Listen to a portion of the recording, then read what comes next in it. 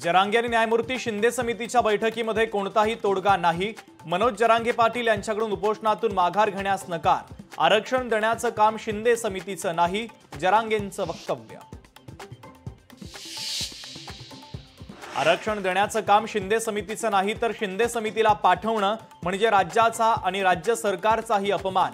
मनोज जरांगेंचा राज्य सरकारवर हल्लाबोल।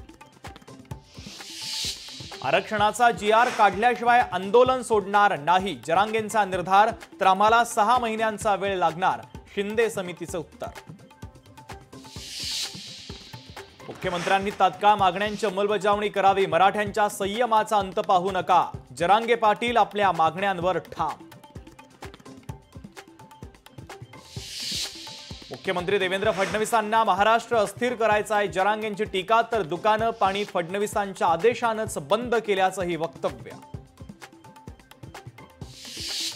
जरांगे परत का आले याचं उत्तर शिंदेच देऊ शकतात। आंदोलनासंदर्भात राज ठाकरेंचं सूचक विधान। तर नवी मुंबईला जाऊन प्रश्न सोडवला होता, मग आंदोलक परत का आले, शिंदेंनाच विचारा, राज ठाकरेंचं वक्तव्य। घटनेमध्ये बदल केला तरच मराठा आरक्षणाचा प्रश्न सुटू शकतो, शरद पवारांचं मोठं विधान। तामिळनाडूत 72% आरक्षण दिलं जाऊ शकतं, तर घटनेत बदलही करता येऊ शकतो, पवारांचं विश्लेषण। आंदोलकांना सोयी सुविधा दिल्या नसल्याचा आरोप पालिकेनं फेटाळला। 321 स्वच्छतागृह, 450 सफाई कर्मचाऱ्यांसह रुग्णवाहिका तैनात केल्याची पालिकेची माहिती। तर आझाद मैदान परिसरात लाईट्सही लावले।